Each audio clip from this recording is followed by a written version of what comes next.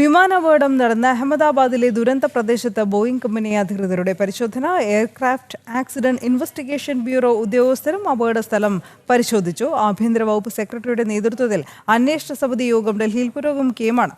ജിഷ്ണു കൃഷ്ണൻ നൽകും കൂടുതൽ വിവരങ്ങൾ. ജിഷ്ണു, വിശദാംശങ്ങൾ. അഹമ്മദാബാദിൽ വിമാനാപകടം നടന്ന മേഖല ബോയിംഗ് കമ്പനി അധികൃതർ സന്ദർശിച്ചിട്ടുണ്ട്. ബോയിംഗ് കമ്പനിയുടെ ഉന്നത ഉദ്യോഗസ്ഥർ കൂടാതെ വിദഗ്ധ സംഘവുമാണ് പരിശോധന നടത്തിയിട്ടുള്ളത്.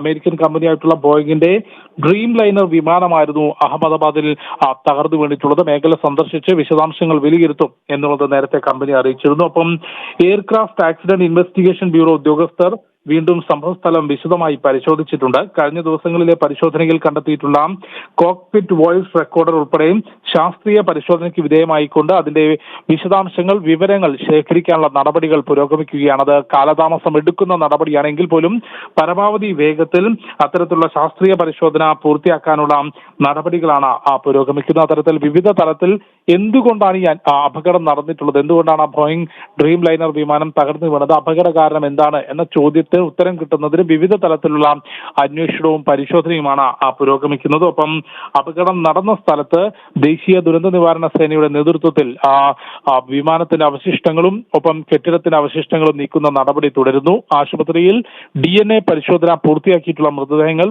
പോലീസ് അനുമതിയോടെ ബന്ധുക്കൾക്ക് വിട്ടു നൽകിക്കൊണ്ടിരിക്കുകയാണ്. ലഭിക്കുന്ന വിവരപ്രകാരം ഇതിനോടകം തന്നെ 120ഓളം മൃതദേഹങ്ങൾ DNA പരിശോധനയിലൂടെ തിരിച്ചറിയാൻ സാധിച്ചിട്ടുണ്ട്.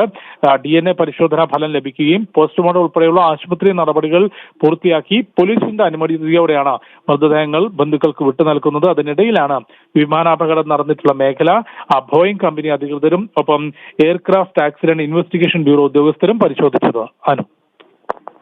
ശരി ജിഷ്ണു.